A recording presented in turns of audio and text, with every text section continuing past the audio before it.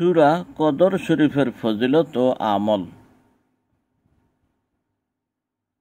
আলোচ্য সূরাটির শিরোনামই এর ফজিলতের জন্য যথেষ্ট। সূরার বক্তব্যের কদর রাতকে 1000 মাসের চেয়ে উত্তম বলা হয়েছে।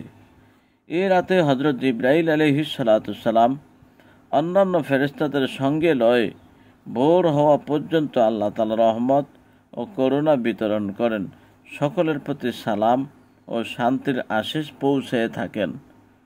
যে ব্যক্তি এই রাত ইবাদত বন্দেগী করতে করতে ভোর করে দেয়, সে বনি ইসরায়েলের 1000 মাস অর্থাৎ 83 বছর 4 মাস দিনে রোজা অবস্থায় জিহাদকারী এবং সারা রাত ইবাদতে অতিবাহিতকারী আরফের চেয়ে বেশি পুণ্যের অধিকারী হয়।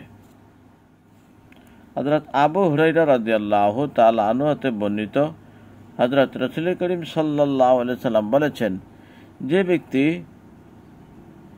সওয়াবের আশায় কদর রাত নামাজ দাঁড়িয়ে শেষ করে, তার পেছনের সকল গুনাহরাশি মাফ করে দেওয়া হয়।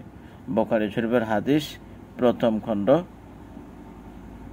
দারিদ্র দূরীকরণ এবং ধনী হওয়ার জন্য এই সূরা বিশেষ উপকারী। কোন এক বুজুর্গ ওলি হযরত আহমদ বিন মূসা রহমতুল্লাহ আলাইহি কাছে দরিদ্রতা দূর করা সম্পর্কে আরজ করলে তিনি বলেন, বেশি বেশি করে সূরা কদর পাঠ করো। নিম্নলিখিত দোয়াটি 7 বার পাঠ করো। সূরা কদর পড়ার আগে এই দোয়াটি পড়ে নিতে হবে। এখানে আরবি দেওয়া আছে, যদি আপনি পারেন তাহলে ভিডিওটি ক্লিক করে আপনি পড়ে নিতে পারেন।